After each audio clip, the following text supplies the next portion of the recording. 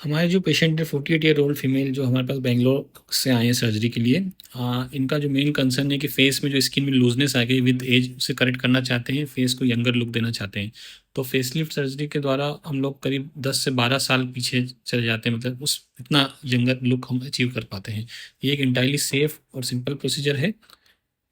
तो procedure general anaesthesia में किया जाता है। ऑब्वियसली इसकी वजह से उसमें कोई पेन नहीं होता है। First step after giving anaesthesia will be injecting some solution. We will inject vasoconstrictor agent at the site of cut, so there will be minimum or no bleeding. After that we will make incision along this line. Facelift surgery में कोई भी visible scar नहीं रहता है, मतलब initially अगर कुछ हफ्तों तक कुछ विजिबल स्कार रहता भी कान के सामने, लेकिन लॉन्ग टर्म में 3 मंथ्स के बाद कोई स्कार विजिबल नहीं होता है। हमने इंसिजन लगाया है जो हेयर लाइन के अंदर रहता है कान के ऊपर, और थोड़ा सा जो पार्ट रहता है इंसिजन का कान के सामने से जाता है, फिर कान के नीचे से होते हुए पीछे की तरफ जाता है। ये इंसिजन लगाने के बाद हम लोग स्किन को सेपरेट करते हैं अंडरलाइंग टिश्यू से। जो प्लेन ऑफ डिसेक्शन रहता है स्मैश लेयर के सुपरफिशियल रहता है। स्मैश लेयर एक लेयर होती है स्किन के नीचे। सो हमारा पर्पस रहता है कि स्मैश जो लेयर है उसे हम लोग टाइट करें और जो एक्स्ट्रा स्किन है उसे रिमूव करें।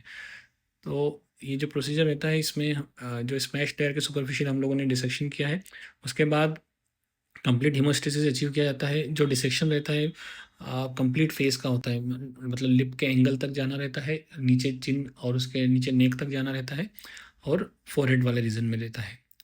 ये आप देख सकते हैं हमने सीजर के द्वारा कंप्लीट प्रॉपर प्लेन बनाया है। जो मल्टीपल प्लेन्स बनाए उन्हें आपस में जोड़ा भी जाता है। इस प्रोसीजर के बाद हम लोग कुछ सूचर्स लगाते हैं जिसकी वजह से स्मैश लेयर में पुल आता है। सिर्फ स्किन एक्सीजन करने से जो रिजल्ट रहते हैं वो स्थायी नहीं रहते हैं, और उसमें स्कार भी ख़राब होता है, स्कार स्ट्रेचिंग होती है। तो अंडरलाइंग टिश्यू जो एजिंग की वजह से नीचे चले गया है, उसे हम ग्रेविटी की वजह से नीचे चले गया है, उसे हम लोग वापस पुल करके उसकी ओरिजिनल पोजीशन पे लाने का कोशिश करते हैं। जो पोजीशन जो पुल रहता है वो अपवर्ड एंड बैकवर्ड डायरेक्शन में रहता है।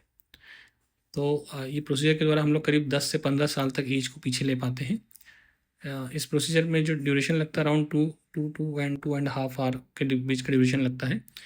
और इसके बाद हम लोग पेशेंट को मोस्टली 1 डे हॉस्पिटल स्टे कर एडवाइस करते हैं। आप देख सकते हैं एक्स्ट्रा स्किन जो हमने अपने आप ही एक्स्ट्रा मिल रही है, हमें कुछ खींच के नहीं निकालना पड़ रहा है, क्योंकि हमने अंडरलाइंग टिश्यू में जो सूचर्स लगाए उसकी वजह से पुल हो चुका है। जो सॉफ्ट टिश्यू एजिंग की वजह से नीचे गया था वो ऊपर आ चुका है। साइड इफ़ेक्ट की बात करें तो थोड़ा स्वेलिंग आता है, और स्वेलिंग हर केस में होता है। वो स्वेलिंग अगले 48 आवर्स या 72 आवर्स में ज़्यादा रहता है। उसके लिए हम लोग प्रेशर गारमेंट देते हैं जो फेस पे कंप्रेशन रहता है। तो मोस्टली 2 से 3 दिन के बाद आप सोशली लोगों से मिल सकते हैं, काम कर सकते हैं, लेकिन ड्रेसिंग टोटल 5 to 7 डेज तक लगाने का रहता है। कंप्लीट रिजल्ट आने में आपको 3 वीक्स से लेके 1 मंथ या 2 मंथ तक का समय लग सकता है, डिपेंड करता है केस टू केस बेसिस पे। ये प्रोसीजर के साथ कई बार हम लोग फैट ग्राफ्टिंग भी करते हैं, चिन टक भी करना हो करते हैं, ब्लेफरोप्लास्टी मतलब आईलिड का सर्जरी रहता है वो भी करते हैं। सर्जिकल फेसलिफ्ट का कॉस्ट डिपेंड करता है, अगर अकेले कर रहे हैं या दूसरी प्रोसीजर के साथ में तो रफली 80-90 थाउजेंड के रेंज में होता है आइसोलेटेड प्रोसीजर का। यदि हम ब्लेफरोप्लास्टी, राइनोप्लास्टी, फोरहेड लिफ्ट या चिन का कोई प्रोसीजर कर रहे हैं तो अकॉर्डिंगली कॉस्ट इंक्रीज होता है। कई बार जो लूजनेस ऑफ स्किन बहुत ज़्यादा रहता है तो उस केस में हम डीप प्लेन फेस लिफ्ट करते हैं, जिसमें हम स्मैश लेयर के नीचे जाकर भी टिश्यू को टाइट करते हैं, लेकिन इस केस में उसका ज़रूरत नहीं था।